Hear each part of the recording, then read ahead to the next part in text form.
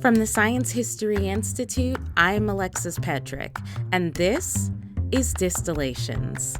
Our new season drops on Tuesday, June 4th, and we're bringing you some surprising stories about color. Blue is really interesting. Blue is a color that's been fugitive. We've been chasing it.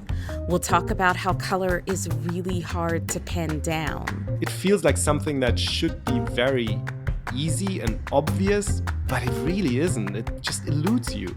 We'll tell you about people who have claimed that color is a medical miracle. Dinshaw was distributing a spectrochrome machine, a colored light device used to treat everything known to man. And it was good for almost anything, wasn't it? Everything. Even supposed to regrow amputated parts of the body. And we'll explore how in one case, color did actually become a medical miracle when a blue dye was transformed into the first psychiatric drug.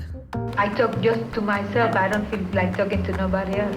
Sally is going home today. Result of treatment with new drugs in psychiatry. Drugs that were not even available as much as 2 years ago. This season, we'll also look at the controversial history of psychiatry's Bible, the DSM. It's a Bible in the sense that pretty much all mental health clinicians publicly regard it as inerrant scripture, even though, in fact, it is anything but that.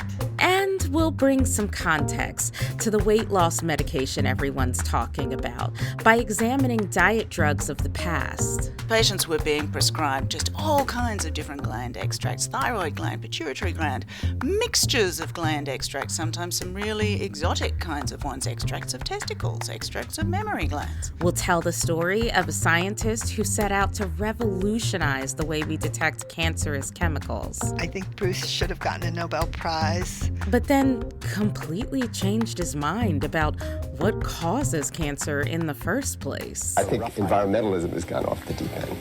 And finally, we'll explore how ALS patients advocated for a drug that some say is unproven. Medical freedom and religious freedom are so intertwined with each other that there's almost no distinction between religious freedom and medical freedom. It's a story that's as old as the United States itself. Check out the new season of Distillations, dropping on Tuesday, June 4th.